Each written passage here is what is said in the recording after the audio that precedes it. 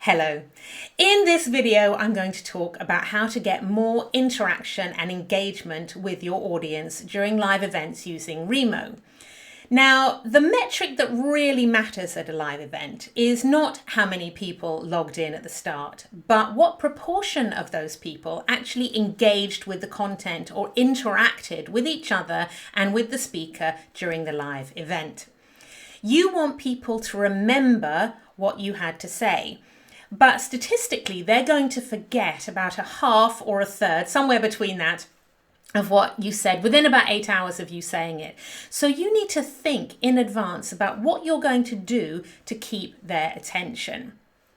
You're going to be speaking at about 125 words a minute, but people's brains are quite big and they can concentrate on more than that at any one time. So if you don't give them something else to think about as well as what you're saying, they will look for stimulation elsewhere.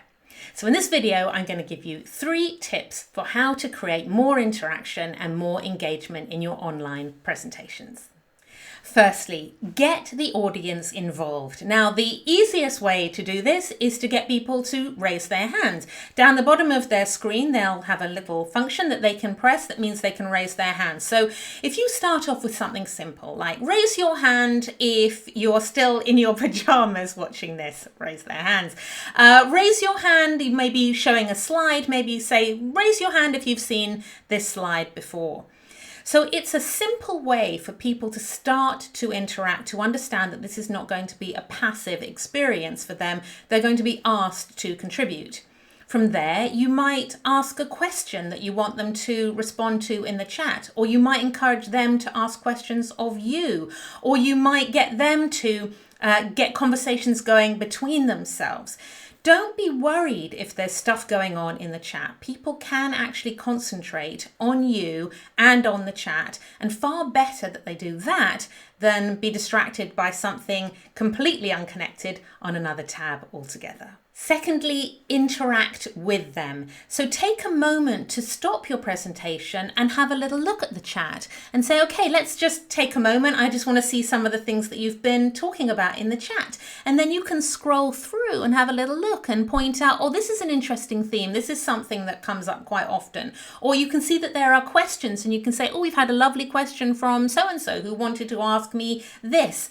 Name checking people is a really great way of keeping people's attention. Everyone wants to have their name mentioned during your presentation, makes them feel special. You can also consider inviting people actually up onto the stage with you or creating a panel. Now, obviously, this is stuff you need to think about in advance. You need to invite people and see if they'd like to do it.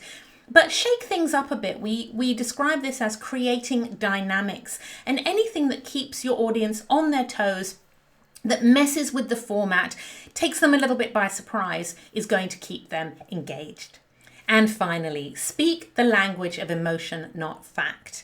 People can sit through a 2.5 hour or 3 hour movie and not move a muscle because they're engaged at an emotional level with what's happening on the screen. Whereas ask people to sit through a 2.5 hour or 3 hour online meeting and they're going to start getting pretty fidgety pretty quickly. So, speeches are not a great opportunity actually to share lots of facts and data, lots of information for people to remember, but they are brilliant for engaging people at an emotional level. Now, I'll talk about this again in future films, but think about telling stories. Think about speaking in a human, down-to-earth rather than a very polished professional manner. Talk from the heart and appeal to people at that emotional level, and you'll be able to keep their concentration for a lot longer. This isn't stuff that's going to happen by accident. At the point at which you're writing your presentation, think about how you're going to shake up the format. Think about how you're going to get that early interaction in the chat or the hand raise. Think about whether you want to invite other people up on the stage and get their permission to do that. And think about how you're going to imbue your presentation with the language of emotion. You can still download the tips sheet that I've created to help you to kick off your presentation with a bang. The link to that will be at the end of this film. And if there's anything I can do to help you to create a really, really powerful online presentation, then please get in touch. I'll see you again soon.